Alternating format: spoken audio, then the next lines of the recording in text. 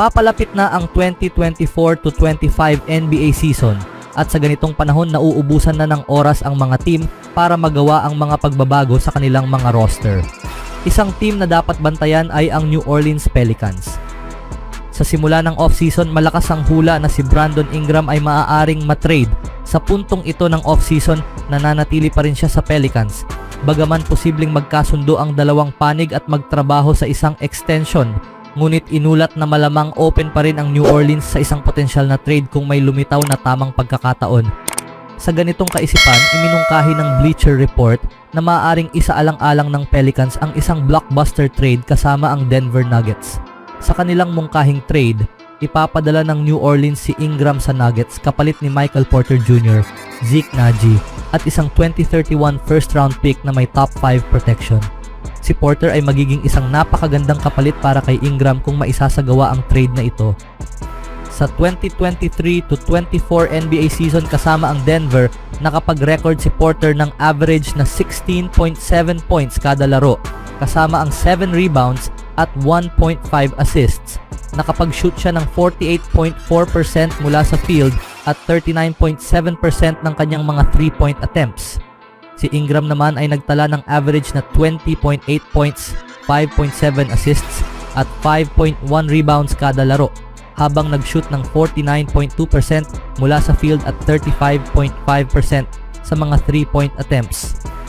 Malinaw na maaaring mawalan ang Pelicans ng kaunting scoring potential, ngunit makakakuha naman sila ng mas magandang 3-point shooting na maaaring mas bagay kasama sina Zion Williamson, DeJounte Murray at CJ McCollum.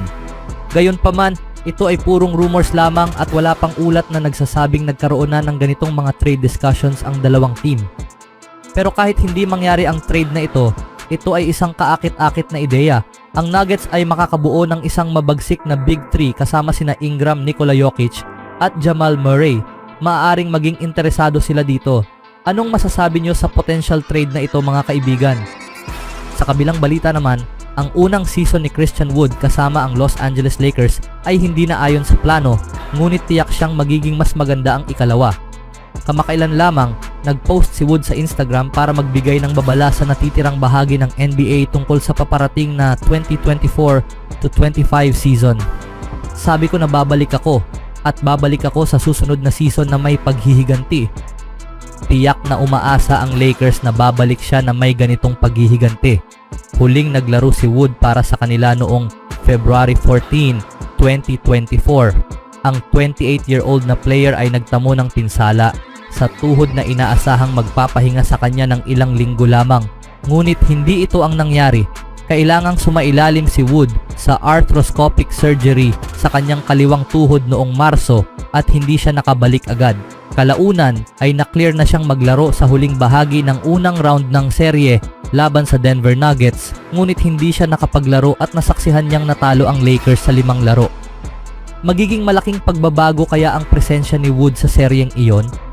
Marahil hindi, ngunit tiyak na hindi masama para sa Lakers na may isang malaking katawan na maipantapat kay Nikola Jokic. Sa kabuuan ng 2024 to 25 season, naglaro si Wood ng 50 games para sa Lakers at may average na 6.9 points, 5.1 rebounds, 1 assists, 0.3 steals at 0.7 blocks kada laro. Nagkaroon siya ng ilang sandali ng kahusayan, ngunit mayroon ding mga nakakadismayang sandali na naglalarawan ng kanyang NBA career. Dahil tila walang malaking interes sa kanya sa free agency matapos ang isang season na puno ng injury, pinili ni Wood na tanggapin ang kanyang $3 million player option para sa 2024 to 25 para manatili sa Lakers. Ngunit ayon kay Jovan Buha, isang insider ng team, malamang na i-trade siya ng Lakers. Sa tingin ko, maraming maling kwento tungkol sa akin. Para sa akin, nag-average ako ng 17 points at 9 rebounds o ganun, pero naglalaro ako at pumirma ako para sa vet minimum. Marami akong naririnig na, bakit vet minimum lang ang kontrata niya? Siguro may problema sa kanyang karakter, siguro ganito, siguro ganun. Ngunit kung talagang titingnan mo, wala naman akong naging problema sa anumang team. Bagaman, walang malaking problema na idinulot si Wood para sa Lakers. May isang insidente na medyo nakakabahala na naganap nung January sa season na yon. Nang wala si Anthony Davis sa isang laro laban sa Atlanta Hawks dahil sa injury, si Jackson Hayes ang nagsimula bilang center. Mukhang pinuna ni Wood ang Lakers sa X dahil hindi siya ang napiling starter sa kawalan ni Davis. Kalaunan ay sinabi niyang aksidente lamang ito, ngunit hindi ito magandang imahe para sa isang player na nakapaglaro na sa 8 team, sa 8 season at kailangang maging maayos ang asal upang mapabuti ang kanyang reputasyon. Ano sa tingin niyo mga kaibigan? Malaking bagay kaya siya sa Lakers next season?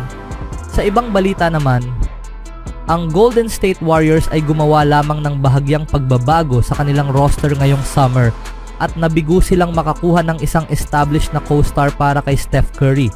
Bagaman gumawa ang Warriors ng ilang solidong hakbang at maaring makipagkumpetensya para sa isang playoff spot sa Western Conference, malayo pa sila sa pagiging contender para sa kampeonato. Habang hinihintay nila ang tamang pagkakataon na makakuha ng isang mataas na antas na pangalawang option katabi ni Curry, maaaring kailanganin ng Warriors na pagandahin ang kanilang rotation sa center position.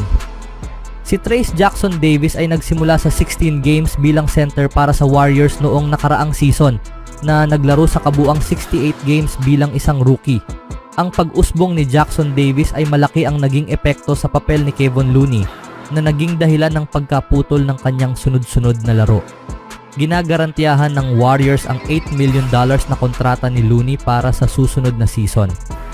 Kung i-trade siya ng team o hindi plano na gawing bahagi siya ng regular rotation, maaaring kailanganin nila ng isa pang center. Sa isang kamakailang artikulo, iniulat ni Eric Pincus ng Bleacher Report na ang Utah Jazz center na si Walker Kessler ay nasangkot sa iba't ibang trade discussions. Ayon sa maraming sources, napag-usapan na ng Utah ang tungkol kay Kessler sa mga trade noon, kabilang na ang isang naudlot na usapan sa New York Knicks. Isinulat ni Pincus, mukhang hindi siya bahagi ng pangmatagalang plano ng team. At sa isang naunang artikulo ng Bleacher Report, inilabas ang usap-usapan sa ulat sa isang trade. Matatanggap ng Warriors si Walker Kessler. Matatanggap ng Jazz sina Moses Moody at isang 2026 first round pick. Top 7 protected. Si Kessler ay isang elite defensive center na talagang makakatulong sa team ng Warriors na nagtapos sa ika-15 sa depensa noong nakaraang season at ika-20 sa field goal percentage na pinahintulutan sa loob ng 6 feet. Sa lahat ng players na nagdepensa ng hindi bababa sa 400 na shots sa loob ng 6 na talampakan mula sa basket noong nakaraang season, si Kessler ang pangatlo sa defensive field goal percentage na may 51. Tanging sina Rudy Gobert at Kristaps Porzingis lamang ang mas mataas ang ranggo kaysa kay Kessler noong nakaraang season sa kategoryang ito ayon sa data ng NBA. Ano sa tingin niyo mga kaibigan? Always do it on my own, so I gotta get through it. And the only thing I know is to love what I'm doing. Never give up, never slow, till I finally prove it. Never listen to the no's, I just wanna keep moving. Keep my head up when I act, head up, that's a fact. Never looking back, I'ma keep myself on track.